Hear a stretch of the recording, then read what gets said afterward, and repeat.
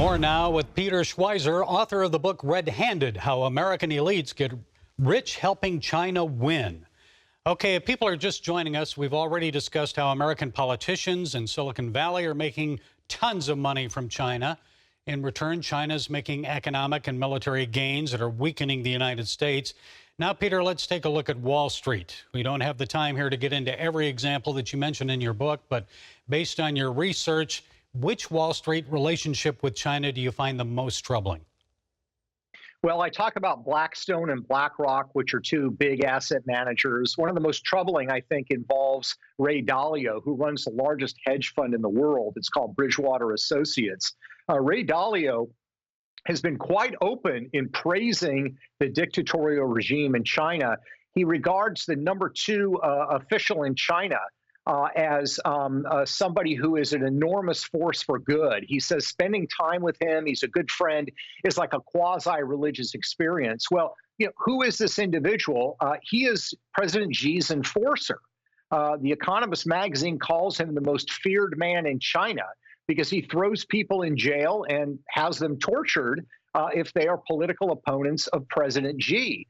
Yeah, just ask the Uyghurs about that.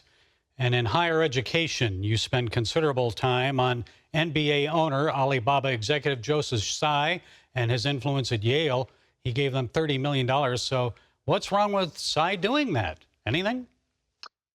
Well, the challenge is that these executives linked to Chinese companies like Joe Tsai try to hide the fact that the money's coming from overseas. They list this as a donation from Tsai's American Foundation, but that American Foundation has no assets according to tax filings. He's really pulling the money from his other foundations overseas. And the reason they try to conceal it is Yale University and other colleges are required to list foreign donations with the U.S. Department of Education.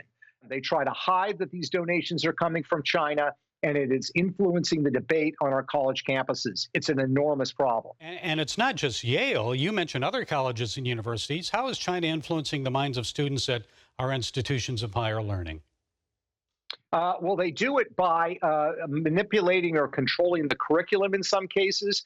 You have other instances where a guy named Stephen Schwartzman, who runs Blackstone, an investment firm, actually sent $100 million to China to set up a scholarship program to send American students to China to study in that country. The problem is when you look at that curriculum, the students, first of all, the curriculum is controlled by the Chinese Communist Party. American students are required to take courses in Marxism-Leninism, and there's no criticism of the Chinese government, obviously. So it's influencing college campuses in the United States, and it's also influencing American students who are going to study in China.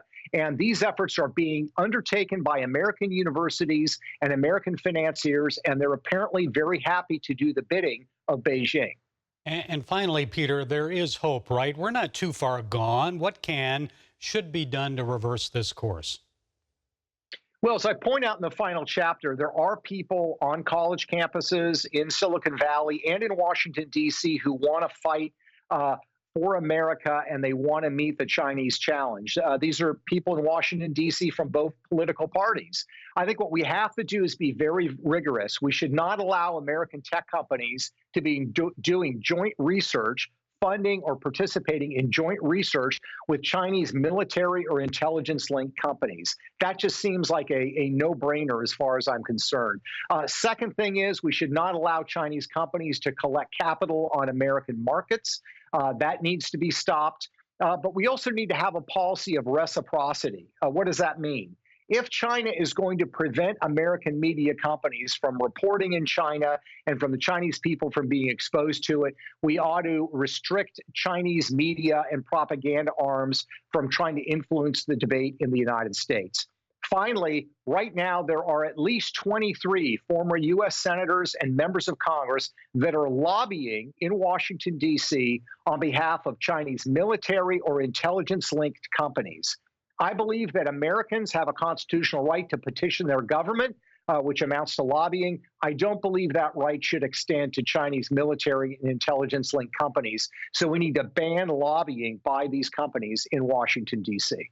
Okay, Peter Schweizer, author of the just-released book Red-Handed: How American Elites Get Rich Helping China Win. An excellent book, Peter, one of your best. I always appreciate you. Thank you for sharing your time and insights with us. Thanks so much for having me, Gary. I appreciate it.